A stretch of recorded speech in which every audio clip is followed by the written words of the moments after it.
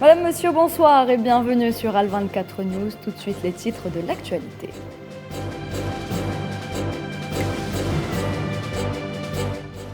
Nouvelle incursion à Al-Aqsa, des dizaines de colons ont pris d'assaut l'esplanade de la mosquée sous la protection de la police d'occupation sioniste au moment où les factions palestiniennes s'accordent à soutenir l'initiative d'Alger.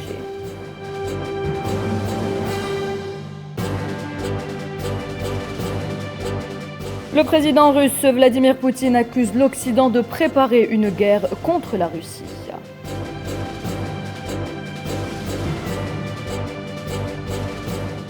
Coopération économique algéro-chinoise, Alger et Pékin font cap sur le secteur des mines avec l'exploitation du gisement de Garage-Villette.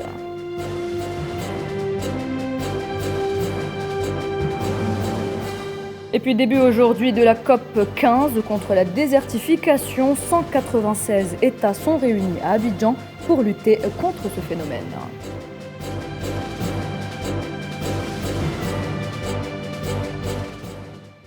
Les jours se suivent et se ressemblent en Palestine. Des dizaines de colons ont pris d'assaut pour la énième fois l'esplanade de la mosquée Al-Aqsa ce matin, sous la protection de la police de l'occupation sioniste. Des assauts nourris par les derniers propos du Premier ministre sioniste Naftali Bennett concernant la prétendue souveraineté d'Israël sur les lieux saints de l'islam. Sohila Kilal. Les violations de l'entité sioniste dans les territoires palestiniens occupés se poursuivent quelques heures seulement après les allégations du Premier ministre Naftali Bennett concernant une souveraineté sioniste sur Al-Quds Est sans aucune ingérence étrangère, tacle en direction de la Jordanie qui a le rôle de la tutelle historique dans la protection des lieux saints. Des dizaines de colons ont pris d'assaut ce lundi l'esplanade de la mosquée Al-Aqsa sous la protection des forces spéciales d'occupation. Partout ailleurs, l'escalade sioniste se poursuit à un rythme soutenu. Les forces d'occupation ont attaqué les habitants de Beit Dajan, à l'est de Naplouse, dans le nord de la Cisjordanie occupée, après avoir démoli 2 maisons en construction en guise de punition collective pour avoir soutenu Al-Aqsa et les récentes opérations martyrs, donnant lieu à des affrontements entre les habitants et les forces d'occupation. Une opération d'arrestation massive contre les Palestiniens dans plusieurs régions de Cisjordanie est également en cours. Les exécutions sommaires contre des jeunes Palestiniens se poursuivent également. Les 3 derniers martyrs sont tombés à Al-Quds Est, Naplouse et Beit Lahm. Selon le journal britannique Le Times, les forces d'occupation sionistes s'apprêteraient à envoyer des équipes afin d'assassiner des dirigeants du Hamas à l'étranger, en représailles aux récentes attaques contre des colons au cours des 2 derniers mois. Les brigades Al-Qassam, la branche armée du Hamas, ont menacé d'une riposte inédite en cas d'attaque contre l'un des leaders de la résistance palestinienne. Et il semble que les efforts de la diplomatie algérienne pour la réunification des factions palestiniennes portent leurs fruits. De nombreuses personnalités soutiennent l'initiative algérienne et ont répondu présentes pour organiser une conférence unitaire des factions dont la réconciliation est gelée depuis des décennies. Tinhinad Makassi. L'union fait la force. Voilà un adage que les Palestiniens semblent vouloir mettre en avant. En particulier en ces moments où les offensives violentes de l'entité sioniste se multiplient, en vue de faire taire la revendication légitime du peuple de Palestine. En effet, les voix s'élèvent en Palestine et exhortent l'ensemble des Palestiniens à unir leurs forces derrière l'étendard de la lutte pour la liberté de leur terre. Une terre en proie aux affres du sionisme et ce, face au silence complice du monde. C'est dans ce sillage que des personnalités religieuses et politiques palestiniennes ont lancé une initiative nommée l'Appel d'El-Quds pour soutenir les efforts d'Alger pour en finir avec les divisions et ont tenu ainsi, en présence de plusieurs membres des fractions d'El-Quds, leur premier meeting. Pour rappel, les fractions palestiniennes ont commencé officiellement à se diriger vers l'Algérie pour activer le dossier de la réconciliation gelé depuis des décennies. Répondant ainsi présent à la proposition du président algérien Abdelmadjid Tebboune de mettre un terme à la discorde et de construire un front uni pour la défense des droits du peuple palestinien. Une proposition faite lors de la visite d'État effectuée par le président de l'autorité palestinienne, Mahmoud Abbas à Alger, en début du mois de décembre 2021. L'initiative d'Alger intervient non seulement pour renforcer les relations interpalestiniennes, mais aussi pour fédérer les nations arabes autour de la question palestinienne. Surtout que la normalisation des relations entre les pays arabes et l'entité sioniste a le vent en poupe chez certains de ces pays.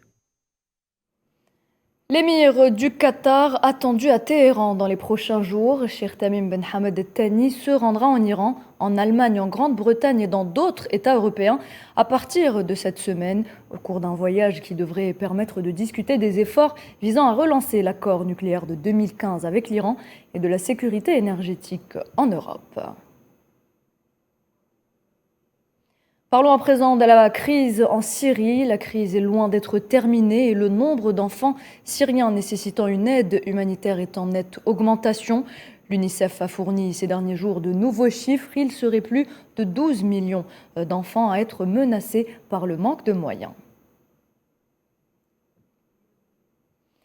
Nous le disions en titre, la Russie célèbre aujourd'hui 9 mai la fête de la victoire sur l'Allemagne nazie. Dans un discours prononcé à cette occasion, le président russe Vladimir Poutine a appelé l'armée à défendre la patrie ainsi qu'à rendre hommage aux soldats morts au combat. Il incrimine l'Occident de vouloir déclencher une nouvelle guerre mondiale en apportant son soutien à l'Ukraine. Imen Merad. Des milliers de soldats et des dizaines de chars russes défilent ce lundi 9 mai sur la place Rouge pour marquer le 77e anniversaire de la victoire de 1945 sur l'Allemagne nazie. Dans une allocution, le président russe Vladimir Poutine a appelé l'armée à défendre la patrie, fustigeant l'Ukraine et l'Occident qui la soutient.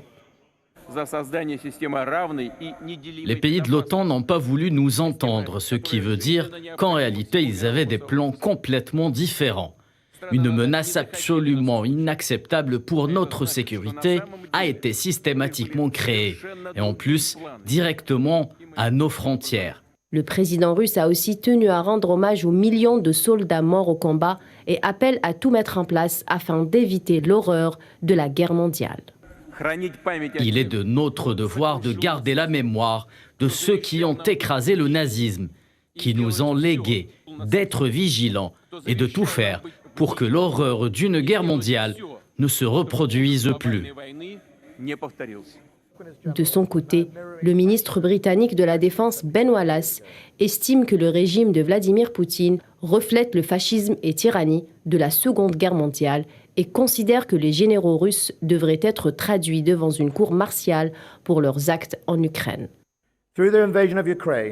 Pour leur opération militaire en Ukraine, Poutine, son cercle restreint et ses généraux sont en train de reproduire le fascisme et la tyrannie d'il y a 77 ans, répétant les erreurs des régimes totalitaires du siècle dernier.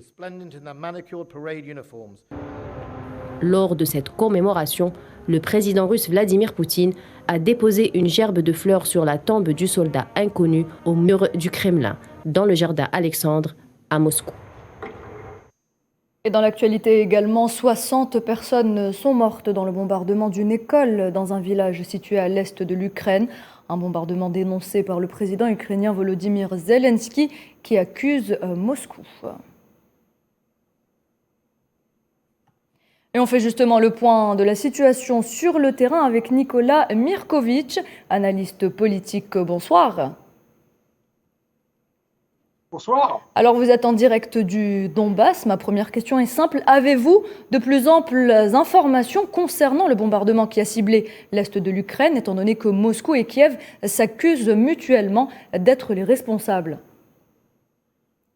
C'est un grand jeu classique dans n'importe quelle guerre et particulièrement dans cette guerre entre l'Ukraine et la Russie. Je n'ai pas plus d'informations pour l'instant. Il faut en savoir un peu plus. À vrai dire, on a techniquement tous les moyens nécessaires pour essayer de savoir, pour savoir d'où provient un tir. Donc, je pense qu'il faut attendre encore quelques heures pour voir ce que les camps opposés avancent pour montrer les preuves de qui a tiré contre quoi. À cette heure-ci, moi, je n'ai pas accès à ces informations et on peut dire que tout est encore possible jusqu'à ce qu'on ait vu les preuves des uns et des autres.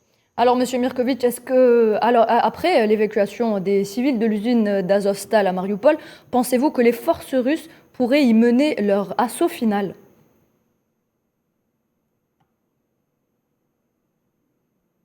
Il semblerait que nous ayons un problème avec Skype. Nous essaierons de revenir vers notre invité. Leurs ambitions actuelles. Monsieur Mirkovic ? Est-ce que vous m'entendez ? Oui, vous êtes là. Oui, je vous entends. Est-ce que vous m'entendez ? Oui, on vous entend très bien. Alors, ma deuxième question. Ok, je suis désolé, la connexion est... Oui, on comprend parfaitement. La connexion n'est pas très bonne, il y a des bombardements pas très loin, l'Internet marche, l'eau ne marche pas, mais D'accord. c'est une situation de guerre. Justement, en parlant de guerre, après l'évacuation de civils de l'usine d'Azovstal à Mariupol, pensez-vous que les Russes mèneraient leur assaut final à cet endroit-là? Les Russes veulent clairement progresser. Ils ont une stratégie qui est nouvelle, qui est d'avancée progressive. Ils veulent assurer un corridor terrestre jusqu'à la Crimée. Je pense qu'ils voudront aller au-delà. On va voir ce qui se passe dans les prochains jours. Ils veulent limiter les victimes civiles. C'est la raison pour laquelle ils avancent doucement, lentement, mais sûrement. On le voit sur le terrain avec les dernières victoires de l'armée russe. C'est une guerre lente qui est en train de se mettre en place, une guerre progressive, mais je pense que la volonté des Russes est claire. Merci beaucoup, monsieur Nicolas Mirkovic. Je rappelle que vous êtes analyste politique et vous étiez en direct avec nous depuis le Donbass. L'actualité, c'est également Sergueï Lavrov, le chef de la diplomatie russe, qui est attendu aujourd'hui à Alger pour une visite officielle à l'invitation de son homologue Ramtan Lamamra. Une visite qui intervient le jour de la victoire, une date historique et symbolique pour la Russie, qui cette année prend une dimension très particulière. On rappelle que Ramtan Lamamra, lui, s'était rendu à Moscou le 5 avril dernier à la tête de la délégation de la Ligue arabe. Et puis autre visite en Algérie, celle de la ministre bosnienne des Affaires étrangères, Misera Turkovic. Elle a été reçue en audience par le président algérien Abdelmadjid Tebboune. Elle s'est également entretenue avec son homologue Ramtan Lamamra. Le président algérien Abdelmadjid Tebboune a autorisé hier l'acquisition de 15 avions par la compagnie aérienne Air Algérie. Ces avions seront destinés à l'ouverture de nouvelles lignes, notamment vers des pays africains et asiatiques, outre l'achat de navires de transport de voyageurs, de marchandises et de céréales. Hier, le Conseil des ministres a également approuvé le nouveau programme des vols Air Algérie en prévision de la saison estivale. Il sera publié prochainement par décret exécutif.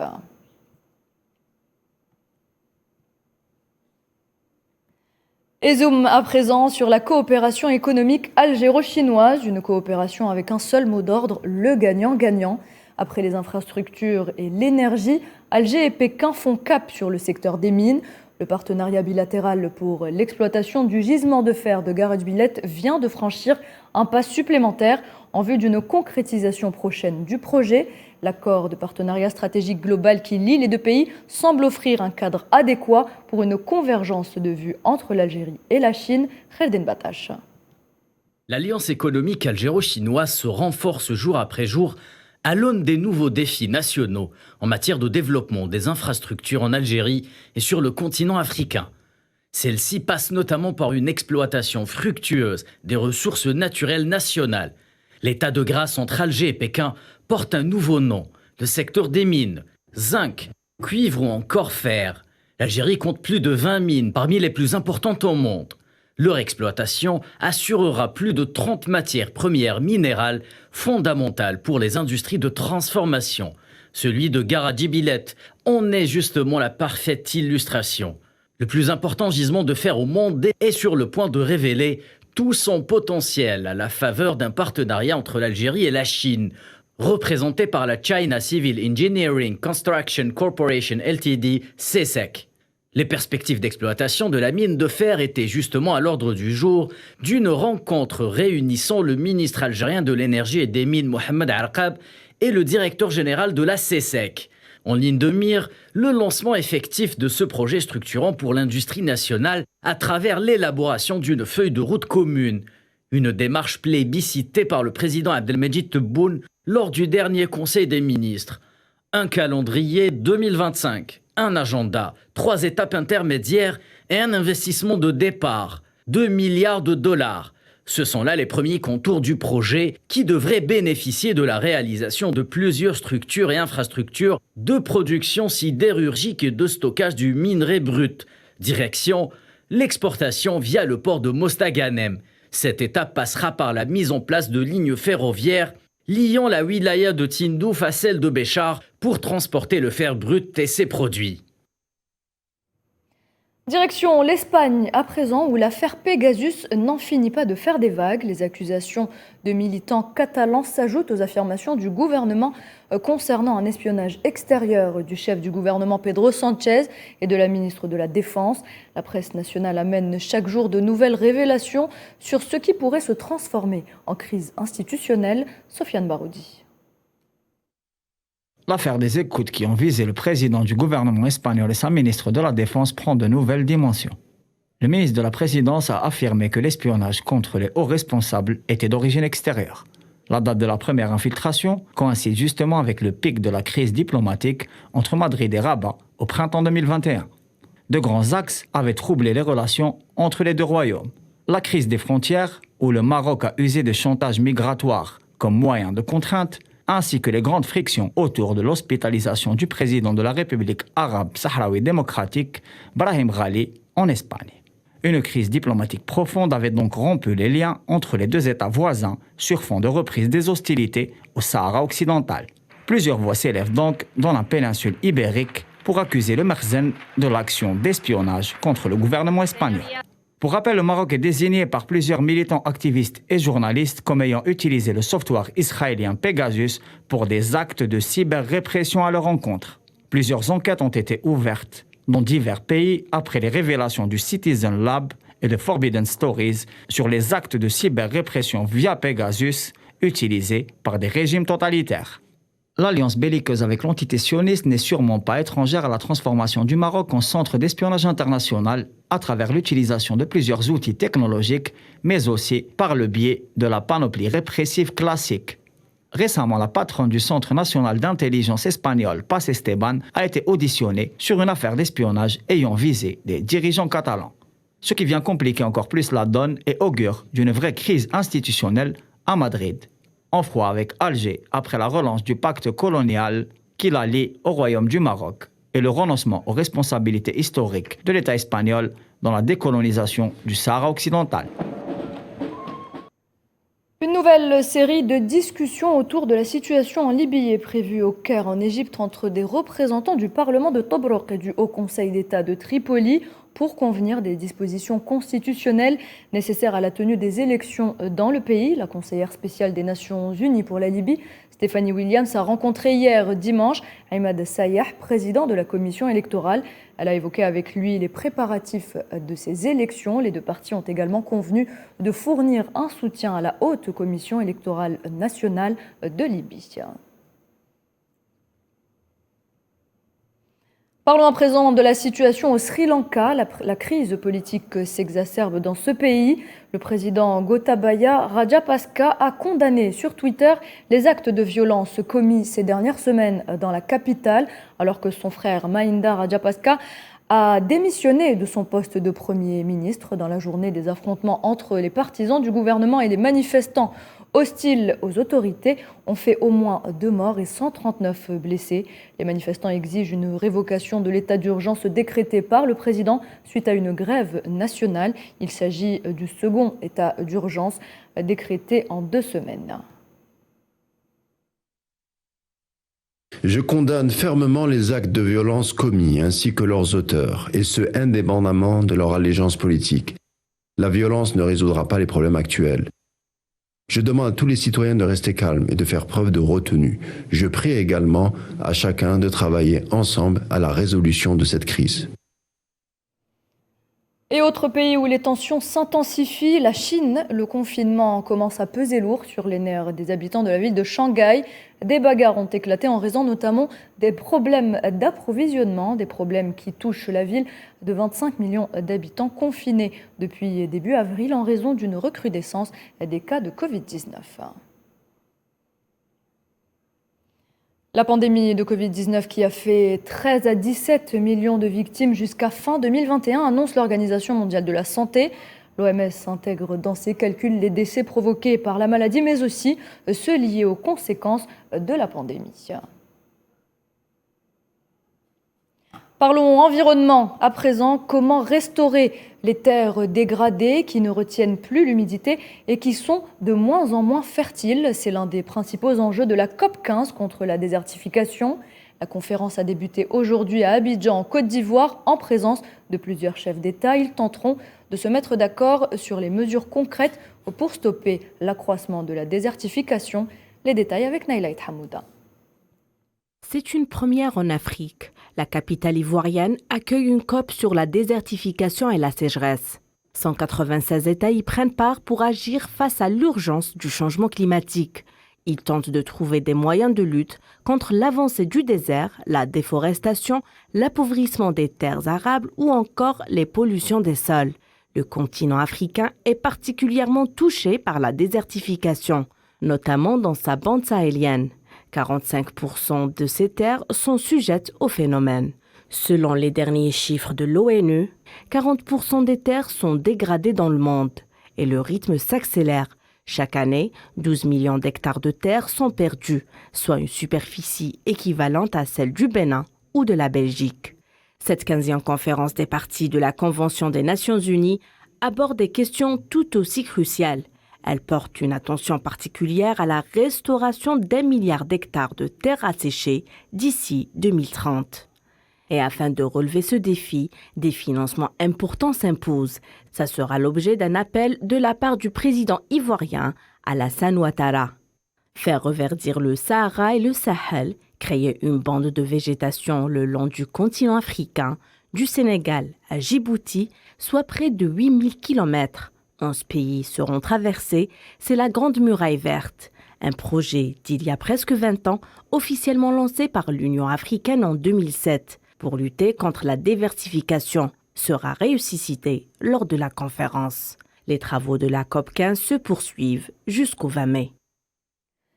Il était attendu, le Grand Prix de Floride, une première à Miami, a réuni les amoureux de Formule 1 alors que la course promettait un show à l'américaine avec une piste censée être fun. Pour les pilotes, le spectacle n'était pas vraiment au rendez-vous puisque le Grand Prix s'est décidé lors des 10 premiers tours et c'est Max Verstappen, champion du monde en titre, qui l'a remporté en devançant les 2 Ferrari de Charles Leclerc et Carlos Sainz. Salah Faisal. 5e round de la Formule 1 s'annonçait fort depuis les essais et les qualifications. Le Grand Prix de Miami promet beaucoup. Le tarmac floridien était sévèrement critiqué par les pilotes. À la grille de départ, Charles Leclerc a été en pole position. Leader du championnat cette saison, le Polonais semblait le favori, bien que Max Verstappen a réalisé une performance sensationnelle lors du Grand Prix de Miami. La 3e victoire de la saison, la 2e consécutivement.